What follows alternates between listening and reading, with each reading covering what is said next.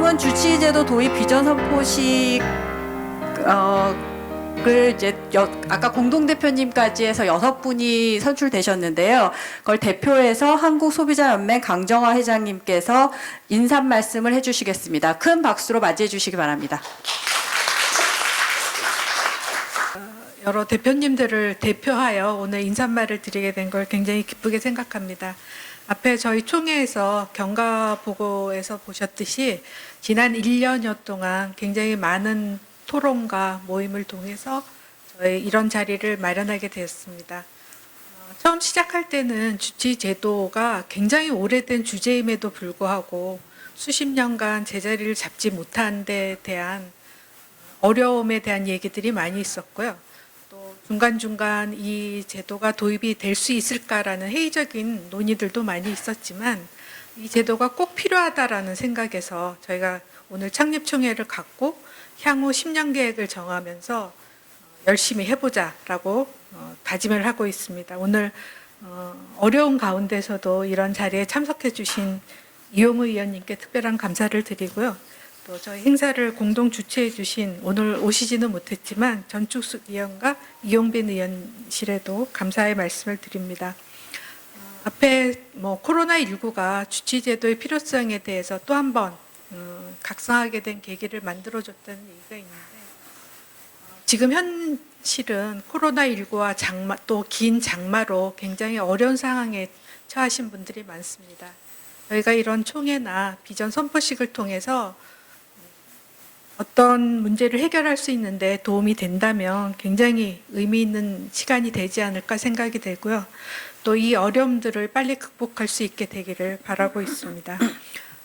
1년간의 활동을 통해서 지금 참여단체가 93개가 되었습니다. 숫자가 크게 의미 있는 건 아니지만 저희 활동이 전 분야로 펼쳐나갈 수 있는 아마 디딤돌이 되지 않을까 생각됩니다. 오늘 93개 단체를 대표로 참석해 주신 여러분들께 특별한 감사 말씀을 드리고요. 주치 제도가 제대로 또 소비자 환자들이 원하는 방식으로 만들어지기를 바랍니다. 감사드립니다. 사실 가톨릭 의대 홍상건 교수님하고 한 15년 전부터 가끔 이제 의료 체계에 관련된 이야기도 나누고 했었습니다. 근데 저는 항상 경영의 관점에서 모든 걸 바라보는 습관이 있었는데요. 의료계 반대에 있고요. 그다음에 지금 이슈가 되고 있는 의대 정원 보면 우리 사회에서 가장 안 좋은 모습 중에 하나가 무슨 일이 생기면 항상 공급을 먼저 생각하고 하드웨어를 짓는 걸 자꾸 생각을 합니다. 근데 경영자 입장에서는 보면 짓지 않고 있는 자원들을 어떻게 효과적으로 쓸 수 있을까 이 차원에서 접근을 해본다면 바로 주치의제도가 1차 진료에서 가장 중요한 역할을 한다. 또한 경제적으로 보면 수급에서도 대부분이 기초의학이나 임상이나 소아과, 외과, 내과 지역이 없습니다. 바로 돈 되는 쪽으로 가는 거죠. 우리 사회가, 우리나라가 공공의료 체계가 그만큼 중요하다고 하면서도 항상 그게 돈이 되나? 하고 지원을 안 했죠. 이번에 그 현상을 적절하게 보여줬다고 생각합니다. 그러고 한편으로 제가 그런 이야기를 하게 됐던 이유 중에 하나는 갑자기 비대면 진료 이런 이야기가 나오는 걸 보면서 그거 역시 공급자 마인드, 비즈니스 마인드에서 나왔다. 오히려 주치 제도라든지 이렇게 하고 대학 교육도, 의대 교육도 기초적인 소양을 통해서 할 수 있는 걸 갖춰주고 난 다음에 그걸 어떻게 시스템화할 건가. 그런 과정 속에서 어쩌면 보조적으로 비대면 진료가 필요할 수도 있다. 근데 이게 자꾸 본말이 전도돼서 이야기가 나가는 것. 이게 참 문제가 있다고 봤었고요. 공공의료를 중심으로 하고 있지만 또한 의료는 의료법인으로 영리를 추구할 수 없으면서도 사실은 또 영리가 되어 있는 굉장히 복잡해 그게 있는 걸로 봤었습니다. 그런 의미에서 본다면 제가 오히려 의료계에서 이런 이야기를 꺼내는 것보다 경제를 한 사람 이야기를 꺼내는 게 더 효과적일 것 같다. 그래서 사실 대정부 질문하기 전에 보건복지위원장님하고 저희 당에 이번에 비례대표로 왔던 신현영 의원하고 상의를 했습니다. 내가 경제 분야에서 이걸 질문해도 되겠냐. 질문해주면 훨씬 좋겠다. 상의를 해서 했고 결과 자체가 사실 총리님도 요번에 정확하게 느끼신 거죠. 기저질환이 높은 다른 환자들을 돌보지 못하는 상황. 그래서 총리님도 별로 생각을 안 하시다 그 자리에서 긍정적인 것 같다. 그러나 보건복지 중심으로 논의를 진행했으면 좋겠다. 그래서 보건복지 저희 당 의원님들하고도 좀 상의를 했더니 이번 기회에 의외로 1차 진료, 이게 화두가 굉장히 중요한 것 같은데 1차 진료를 어떻게 확충할 것인가의 질문 속에서 이게 주어진다면 좀 더 반대도 줄일 수 있을 것 같다. 이런 말씀들을 하시면서 논의를 진정시켜 보려고 애를 쓰고 있습니다. 제가 특히 회사 생활을 하면서 느낀 것 중에 하나는 공급자 마인드라고 했지 않습니까? 항상 공급자 마인드로 접근을 하는데 그게 아니고 내가 소비자인데 소비자가 가장 아쉬운 게 뭔가 그 아쉬운 거에 대해서 찾아가려고 해야지만 기업이 바뀝니다. 그러니까 지금 우리 국민들이 의료계에 요구하는 건 언제라도 내가 빨리 접근할 수 있고 대형병원만 찾아가지 않고 이 분산이 되면서 관리되는 거. 제가 선거 때도 그런 이야기를 좀 했었거든요. 지역에서. 세상에 피부과 병원장이라고 하더라도 기본적인 소양만 있으면 병력 관리해서 6개월마다 본다면 그 사람의 문제가 있는 걸 찾아볼 수도 있을 거다. 왜 자꾸 구획을 나누고 그렇게 하는지 모르겠다. 이런 말씀도 드렸습니다. 그래서 오늘 사실 이 행사가 있다는 거는 오늘 아침에 들어가지고요. 지역구 행사가 좀 있어서 부랴부랴 좀 왔습니다. 마침 그 수해가 좀 비가 오는 게 잦아들어서 차도 좀 적어가지고요. 왔고 저는 오히려 경제 측면에서 이런 이야기를 자꾸 해야지만 우리 사회가 좀 더 앞으로 의료 측면, 국민 건강 측면 이게 바로 복지 측면이 아닌가 싶어서 제가 할 수 있는 일들은 최선을 다해서 돕겠습니다. 어려운 일이 있으시면 말씀을 해주시면 제가 할 수 있는 부분에 대해서 어떤 일이든 마다하지 않겠습니다. 이 오늘 창립총회와 비전 선포식 사실 저도 놀랐는데 90몇 개 단체가 참여했다는 건 니즈가 있는데 그 니즈가 제대로 전달되지 않았던 것에 불과하다.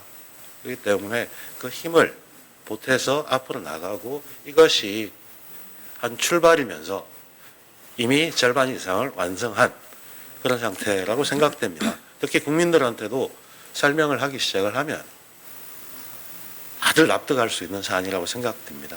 저도 열심히 노력하겠습니다. 고맙습니다. 같이 공동 주최하신 이용빈 의원님께서는 서면으로 오늘 지금 못 올라오셔서 동영상을 주셨습니다. 잠시 보시겠습니다. 안녕하세요. 더불어민주당 광주 광산갑 출신 국회의원 이용빈입니다. 지난 주말에는 집중호우로 곳곳에 침수 지역이 많아서 지역 피해가 심각했죠. 이른 아침부터 계속 피해 현장을 점검하고 있습니다. 기민하게 대처해야 될 긴급 상황들이라서 지역 현장을 떠날 수 없어 이렇게 영상으로 인사드린 점 깊은 양해 부탁드리겠습니다. 오늘 행사에 함께하지 못하지만 주치의제도 도입을 위한 범국민운동본부 창립총회를 진심으로 축하드립니다. 저는 어린 시절 미국 드라마 초원의 집에서 보았던 의사에 감동받았었습니다. 마을 주민의 건강을 지키는 보호자이자 마을 공동체를 단단하게 묶어주는 안내자 역할이 인상적이었는데요. 전문의를 취득하고 지역 현장으로 들어가야겠다고 결정하면서 스스로 지역 공동체 주치의 역할을 자임했습니다. 광주광역시 의사협회 사회참여이사 시절에 경로당 주치의 제도를 제안하고 지역병원들과 협력구도를 만들었습니다. 직접 경로당 전담 주치의로 활동하면서 지역의 어르신들뿐만 아니라 광산 지역의 산단과 농촌에서 일하는 외국인 노동자, 이주 여성, 그리고 미등록 이주민들의 건강도 함께 살폈는데요. 건강권은 누구나 차별과 배제 없이 누려야 될 기본적인 권리이자 국가와 사회가 지켜가야 할 기초적인 의무입니다. 무엇보다도 국민의 생명이 가장 소중합니다. 국민의 생명과 안전을 지키기 위해 공공의료 확충과 1차 의료 강화를 통한 의료 안전망 재정비가 절실한 시점입니다. 코로나19 사태는 많은 것을 성찰하게 했습니다. 이제 시대 전환의 지점에서 의료 공공성과 주치 역할을 다시 생각합니다. 오늘 창립총회를 준비하신 관계자 여러분의 노고에 진심으로 감사드립니다. 이 자리에 함께하신 모든 분의 건승을 기원드리겠습니다. 감사합니다.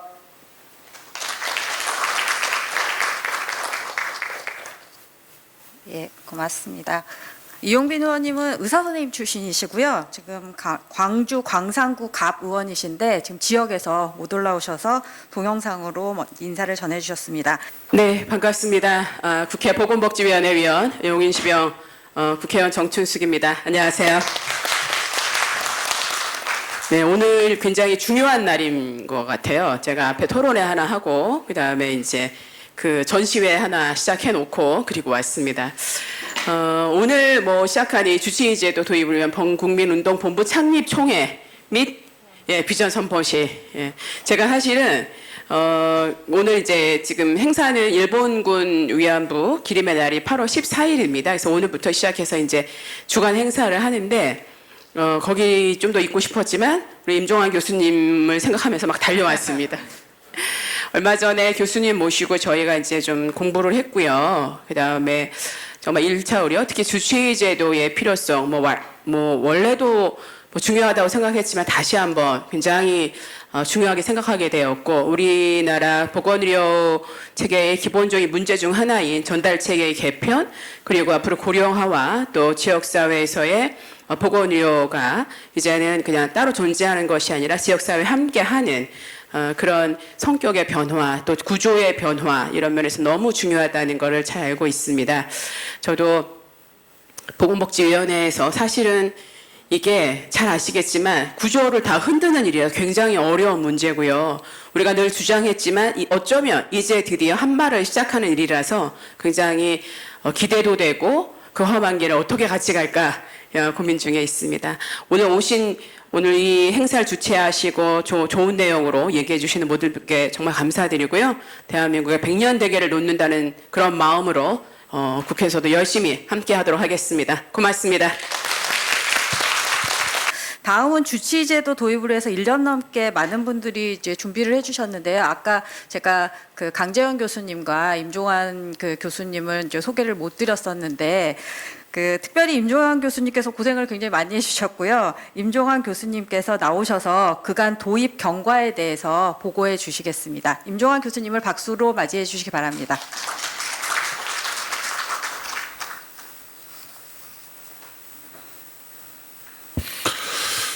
주치 도입을 위한 본운동 공부 그동안의 준비 과정을 말씀을 드리겠습니다.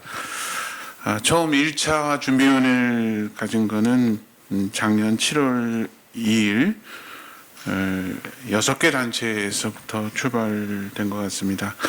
사실 우리나라 주치 제도에 대한 도입 논의가 한 30년 전부터 쭉 됐었는데, 그동안 시범 사업조차도 어렵고 의료계 쪽에서는 이것에 관한 합의를 도출하기가 정말 어려운 부분인데, 여기 참여했던 한국소비자연맹, 녹색소비자연대, 가정의학회, 1차 보건의학회, 1차 대연구회, 한국의료사회연합회 처음 논의를 하면서 아까 이용우 의원님께서 말씀하신 것처럼 공급자 중심이 아니고 국민들 입장에서 1차 의료 주치의에 대한 논의를 시작을 했으면 좋겠다.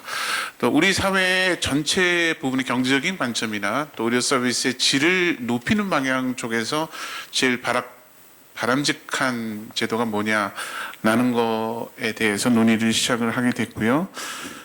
첫 발기인 대회를 하면서 이런 문제를 해결하기 위한 그 기반으로서 주치의 확립의 뜻을 같이 하고 함께의 마음을 같이 하는 사회단체들을 모으기로 그렇게 결의를 했습니다. 그때 이후부터 올해 한 2월 정도쯤에 창립을 목표로 해서 한 6개월 정도 작업하면 되지 않을까 이렇게 생각을 했었는데요. 생각보다는 더 길어진 것 같습니다. 6개월 정도 더 지연된 그런 상태인데요. 총 전체 준비위원회가 8차 준비위원회가 진행이 됐고 한 번의 워크숍이 있었습니다. 2차 준비위원회는 소비자연맹에서 작년 10월 10일 날 있었고요. 3차는 1월 27일에서 강북 삼성병원에서 있었고 4차 준비위원회가 강북 삼성병원, 5차도 역시 강북 삼성병원 쪽에 있었고 6차 쪽은 광화문 대한가정과학회의실에서 있었고요.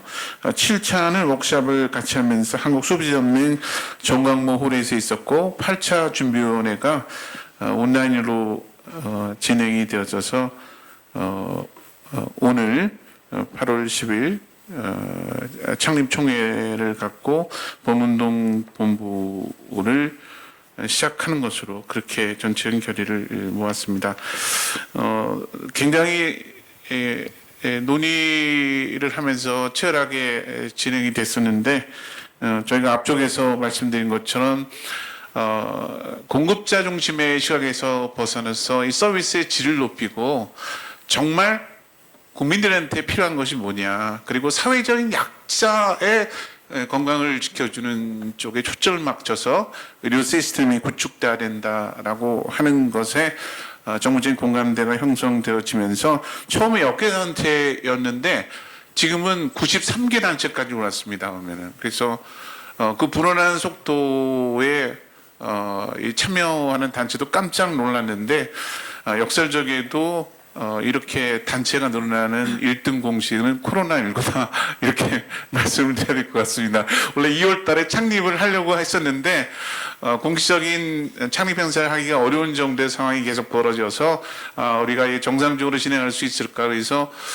그동안 추진했던 동력조차도 상실되는 게 아닌가 하는 이제 우려를 했는데 오히려 코로나19가 진행되어지면서 이 공공적인 성격의 의료 제도라는 것이 우리 사회에서 왜 필요한가, 또 지금의 코로나19에 대해서 선방할 수 있는 밑거름으로서 건강보험에 대한 중요성이 인식되어지고 또 선제적으로 질병 예방을 하는 것들이 중요성, 그리고 사회적 약자를 지역사회에서 돌보는 것에 대한 중요성이 그 사이에 부각이 된 것 같습니다. 그래서 저희가 논의가 그렇게 하면서 2월 달부터 지금까지 한 6개월 정도에 한 2주에 한 번 정도씩 컬럼이 나왔던 것 같아요. 그 컬럼 나오는 내용 중에 주치의에 대한 부분들이 언급이 되어지면서 우리 사회에 있어서 사회 안전망을 구축해낸다, 의료 시스템을 구축해서의 의자 보장의 필요성에 대한 것이 언급이 되어져서 올해나 코로나19를 거치면서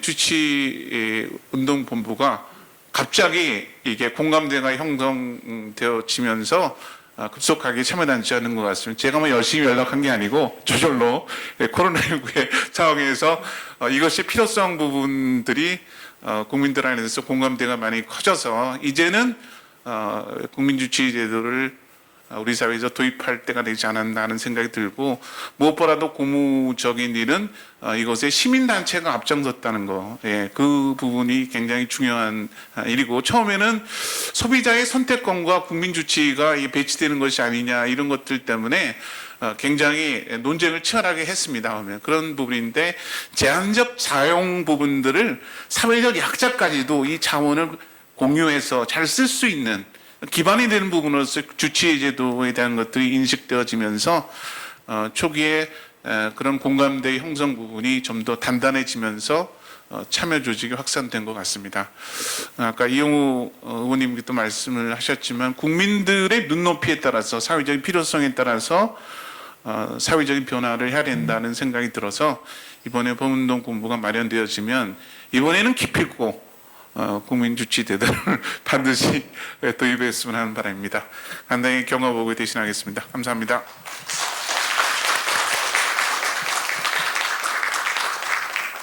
네, 임종환 교수님 고맙습니다. 다음은 윤영미 녹색소비자연대 공동대표께서 나오셔서 주치제도 도입 이후 비전과 로드맵에 대해서 말씀 주시겠습니다. 큰 박수 부탁드립니다. 먼저 제안 요지를 말씀드리겠습니다. 코로나 사태를 겪으면서 우리 국민은 K-방역의 우수한 성과에 자부심을 느끼며 우리나라 국민건강보험의 혜택에 안도감을 느끼고 있다. 그러나 우리나라는 인구 고령화 속도가 세계 평균 3배 이상으로 초고령 사회 진입을 앞두고 있으며 의료비 증가 속도가 세계 최고 수준이어서 국가 차원의 조속하고도 적절한 대응이 없다면 국민건강보험을 유지하기 어려운 형국이다. 주요 선진국들은 인구 고령화와 만성질환 증가에 대비하여 보건의료체계를 개혁해 왔으며 특히 1차 의료를 강화시켜 왔다. 1차 의료 강화는 보건의료 서비스의 질을 향상시키고 지역 계층 간 건강 형평성을 높이며 치료보다는 예방 중심의 보건의료 체계를 갖출 수 있게 한다. 1차 의료 강화의 핵심은 바로 주치제도 도입이다. 주치제도는 동네 의원 의사와 지역 주민인 환자 사이에 신뢰관계가 지속할 수 있도록 국가 또는 건강보험이 지원하는 제도이다. 그렇지만 우리 국민 대부분은 주치의가 없어서 건강에 문제가 있을 때 스스로 판단하여 여러 의료기관 의사들에게 진료받으며 중복 과잉검사나 처방, 다약제 복용 사례가 흔하다. 이로 인하여 시간과 자원의 낭비가 많으며 심각한 위험에 노출되기도 한다.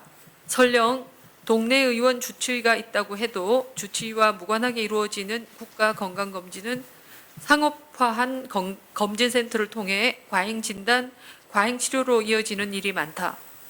게다가 다양한 검진 소견들은 여러 분야 전문의 진료로 이어져 서비스 분절화를 일으키며 동네 의원 주치의와의 신뢰관계를 단절시키는 경우가 빈번하다. 결과적으로 주치의제도 부재 속에서 국내 국가건강검진은 1차 의료를 약화시켜 왔으며 대형 병원 환자 쏠림을 가속시켜 왔다. 세계보건기구는 아스타나 선언에서 1차 의료 강화는 국민 건강을 위해 가장 포괄적이고 효과적이며 효율적인 방법이라고 강조하면서 보편적 건강보장을 위한 지속 가능한 보건의료 체계의 토대라고 하였다. 국내에서도 주치제도 도입을 통한 1차 의료 강화는 지속 가능한 보건의료 체계를 위해 우리 국민 건강보험이 이루어야 할 귀중한 성과가 될 것이다. 주치제도 도입을 위한 범국민운동본부는 주치제도 도입이 더 이상 미룰 수 없는 시대적 과제이므로 정부와 국회가 나설 것을 촉구한다. 다음으로 제안 배경을 설명드리겠습니다.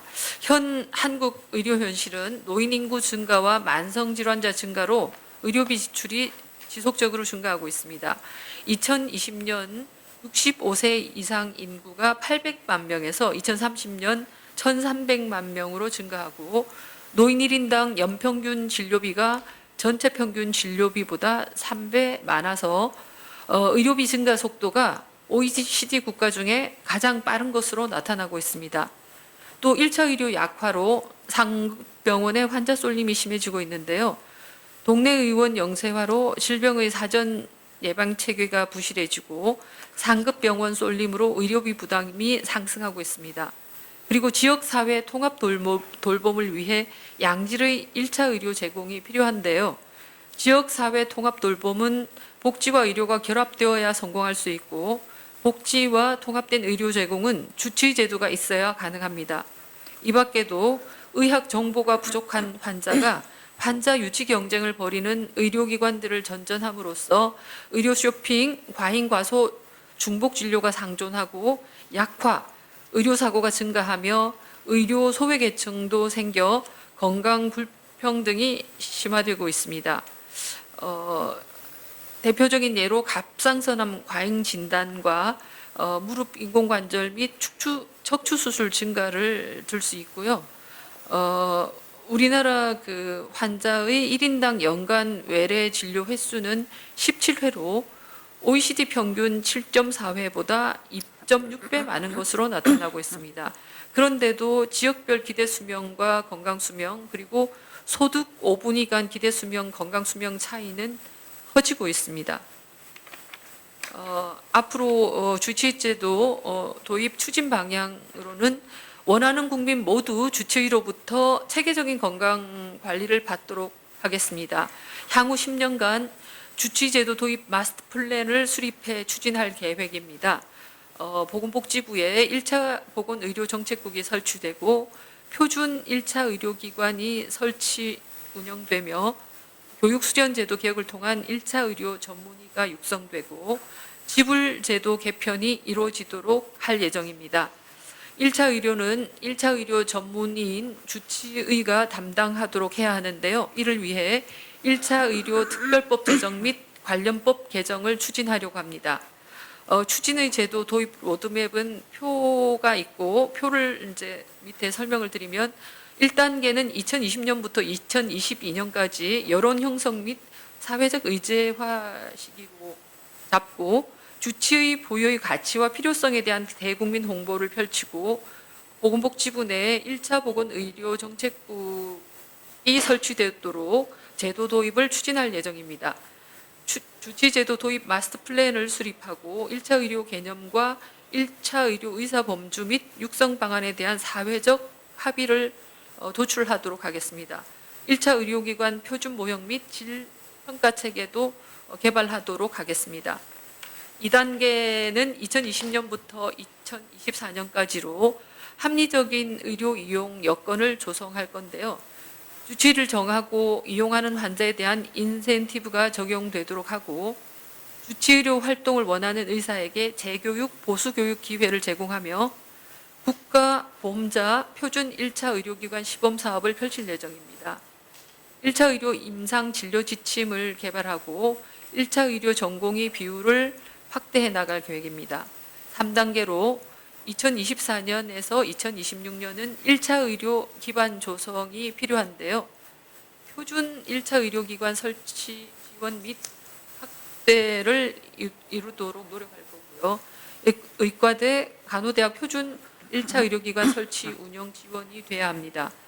개원한 전문의 중에 주치의로 남을 의사에게 재교육 기회를 제공하고 1차 의료기관 질평가 및 보상이 이루어지도록 하고요. 주치의를 정하고 이용하는 환자에 대한 인센티브를 강화하도록 할 예정입니다.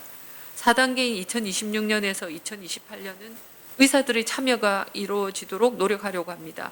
주치의 지정 환자 수에 따라 1차 의료기관 주치의에게 보상이 이루어지도록 하고 단과 전문의 진료 수가 인상이 이루어지도록 할 예정입니다. 또 주치의 업무 표준화와 1차 의료기관 질평가 및 보상을 이루려고 하고요. 주치의를 정하고 이용하는 환자에 대한 인센티브가 강화되도록 할 계획입니다.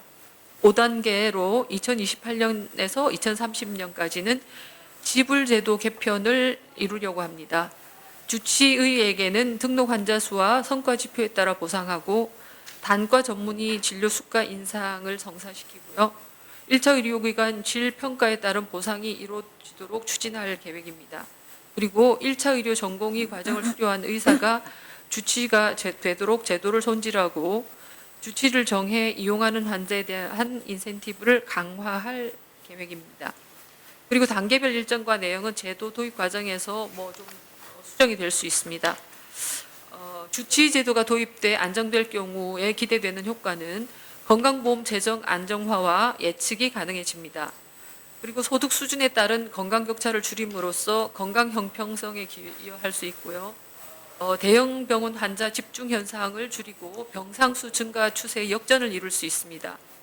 국민 1인당 연간 외래 진료 빈도도 낮출 수 있고 지역사회 건강 돌봄 체계도 개선할 수 있습니다.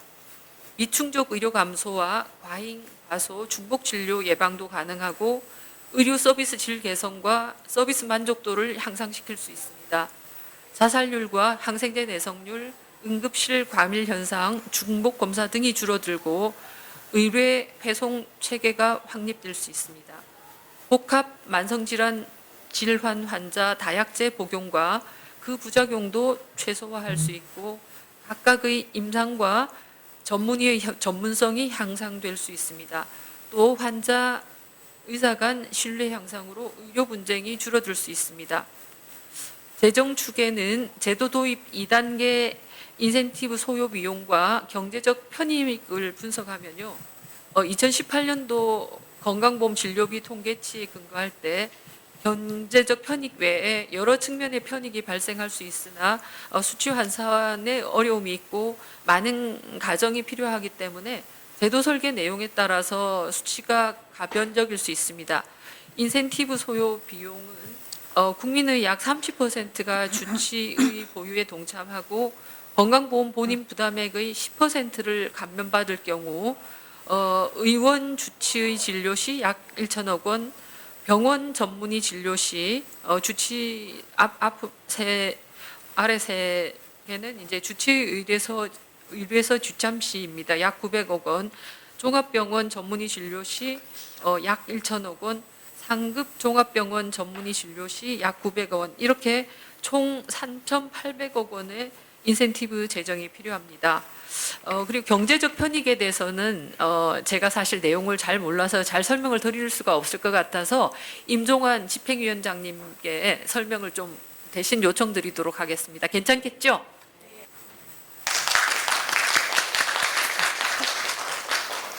그냥 하시면 되는데요. 아니,